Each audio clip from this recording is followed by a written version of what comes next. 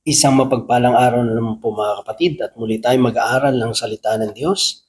At ang salita ng Diyos natin pag-aaralan ating po kukunin sa Ebanghelyo ng ating Panginoon ayon kay San Mateo, Kabanata 6, talata 22 hanggang 23. Ito po ay tungkol sa ilaw ng katawan. Ang mata ang pinakailaw ng katawan, kaya't kung malinaw ang iyong mata, maliliwanagan ang buo mong katawan.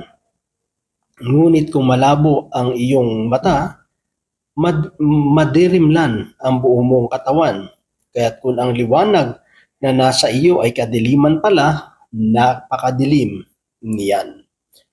Mga kapatid, mga magulang, mga kaibigan, ito po ang mabuting balita ng ating Panginoon. Ang papuri, ang pagsamba ay para lamang po sa Kanya. So itong ating binasa mga kapatid, ito ay tungkol sa ilaw ng katawan. Pwede natin ito masabi yung meron tayong malinaw na pananaw sa buhay. Malinaw na pagtingin sa mga sitwasyon na dumarating sa buhay natin, sa mga sitwasyon na nakikita natin sa ating harapan, sa ating paligid, o sa mga bagay na nangyayari sa buhay natin at sa buhay ng mga kapwa po natin. So dito sinasabi na kapag maliwanag ang iyong paningin, maliliwanagan yung buo mong katawan.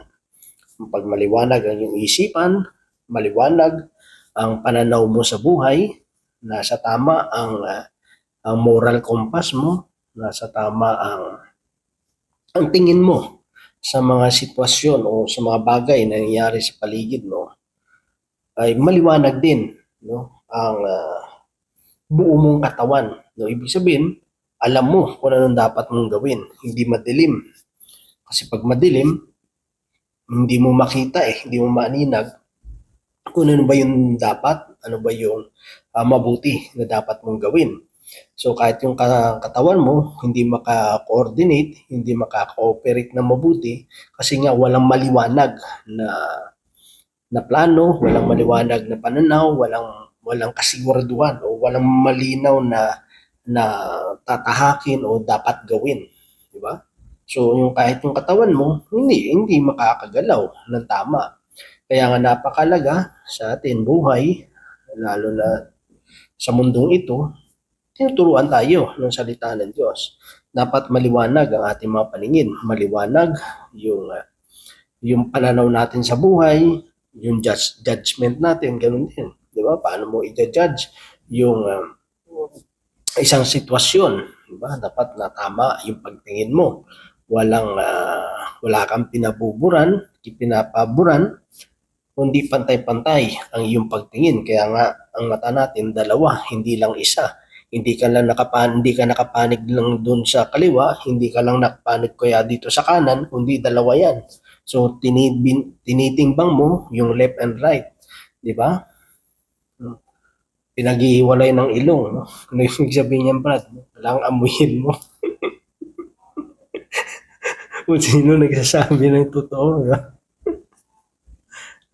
So, dapat maging tayo, balance, maging patas yung ating pag-judgment, yung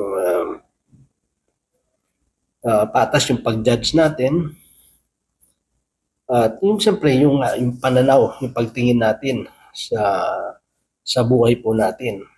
Hindi tayo pwede maging unfair na meron tayong kinikilingan, di ba? Kung ano yung maganda sa paningin mo, minsan yung inakala mo maganda, yung pala yung may nakatagong kapangitan, di ba? At yung sa tingin mo hindi maganda, pero bandang huli, di ba? Pag tinitignan mo na ng matagal, gumaganda, di ba? May mga ganun kasi, no? May mga tao minsan sa unang tingin mo ang ganda. Pero pag tumatagal, parang nakakasawa, di ba? Meron na mga naunang tingin parang hindi attractive, no? Parang hindi maganda. Pero kapag pinukusan mo habang tumatagal, lumalabas yung totoong ganda niya, di ba? Kaya nga kailangan maging maging patas tayo, maliwanag. No, ibig sabihin yun, tinitignan natin yung bawat anggulo, di ba? Yung bawat yung anggulo nga, no? Yung bawat ano niya, corner. Tinitingnan natin, di ba? Yung side to side, back to back, back front, back, yung mga ganun, di ba? Yung lahat ng anggulo, talagang tinitingnan natin, di ba? Para maliwanagan tayo at makita natin ano ba yung totoo, ano ba yung tama, ano ba yung mabuti, yung tunay na pangyayari, di ba? Kasi pag hindi maliwanag yung pagtingin natin, apektado rin yung ating pag-iisip di ba? Kasi kung ano yung mga bagay na nakikita natin, nagre-register yan sa utak natin. At yung utak mo, yan yung mag-iisip, no? Tama ba o hindi? Ano ba yung talagang pangyayari? Kasi minsan mahirap kasi yung ma-deceive ka Kaya nga sabi doon, yung sabi niya, ngunit kung malabo ang iyong mata, madilimlan ang buong mong katawan. Kaya kung ang liwanag na nasa iyo ay kadiliman pala, napakadilim niyan. Diba? Yung akala mo, liwanag, yung daladala mo, yung pala nasa kadiliman ka. Diba? Yung akala mo tama yung ginagawa natin, akala natin ito yung mabuti, ito yung nararapat, pero mali pala. Diba? So napakadilim yan. Kasi pag nagkamali ka ng judgment mo, hindi lang yung sarili mo pinapahamak, hindi lang sarili mo ang mailalagay sa panganib o sa hindi magandang sitwasyon. Lalo na yung tao na judge mo na hindi naman pala tama yung pag-analyze mo, yung nakita mo, 'di ba? Hindi kasi malinaw sa pananaw mo, hindi malinaw sa isip mo na ay yung buong pangyayari kasi naging bias ka, naging mayroon kang pinaboran, 'di ba? So napakadilim talaga niyan kasi hindi lang buhay mo ang napapahamak, kundi yung buhay lalo ng mga tao sa paligid natin. 'Di ba? Kaya kung hindi maganda yung pananaw natin sa buhay, hindi lang tayo yung nasisira kundi yung mamahal natin sa buhay. 'Di ba? Lalo kung pananaw natin medyo baluktot, 'di ba? Hindi matuwid yung pananaw natin, talagang hindi lang tayo naapektuhan kundi pamilya natin. Ba? Kasi hindi maganda hindi tama yung pananaw mo sa buhay mo, yung prinsipyo mo, yung tinatayuan mo, 'di ba? Kasi nagkamali tayo ng pagtingin, nagkamali tayo ng desisyon na ginagawa natin kasi hindi maliwanag 'di ba? Kaya nga dito may kita natin na napakalaga na nire-remind tayo na kapag may problema sa pananaw natin sa buhay, buong katawan natin ang nagsasakripisyo. Kaya nga, kailangan natin sa buhay natin yung liwanag ni Kristo. Yung Diyos, ang ating Panginoon, siya yung gagabay sa bawat isa sa atin. Kasi kapag nakakay Lord ka, nag-iiba talaga yung pananaw natin sa buhay Di ba? Mas lalo natin nakikita yung kabutihan, nakikita natin yung tama, yung matuwid na dapat nating gawin kapag naliliwanagan tayo ng liwanag ni Kristo. 'Di ba? Kasi yung liwanag natin minsan minsan tayo maliwanag, minsan madilim minsan malabo. 'Di ba? Ang tao minsan malabong sabi nga malabong kausap, malabong mag-isip.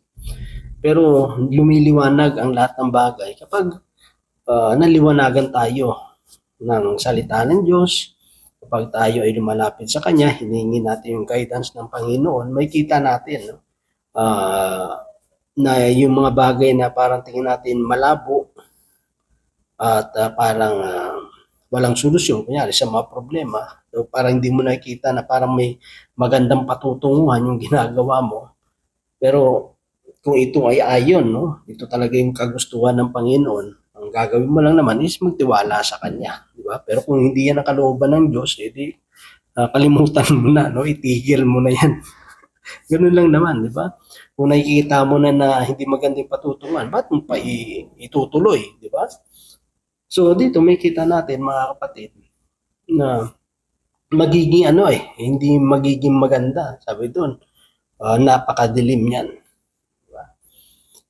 Kaya napakalaga sa atin bilang naglilingkod sa Panginoon, maging patas yung paningin natin.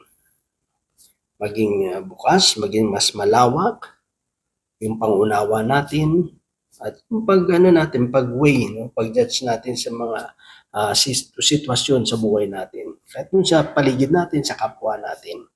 At siyempre, pinaka-the best, hingin natin yung guidance ng Diyos upang hindi tayo magkamali.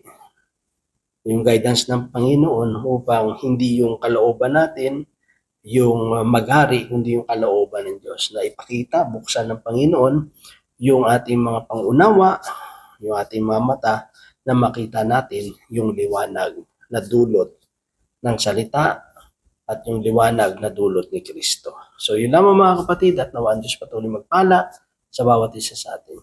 God bless po sa ating lahat.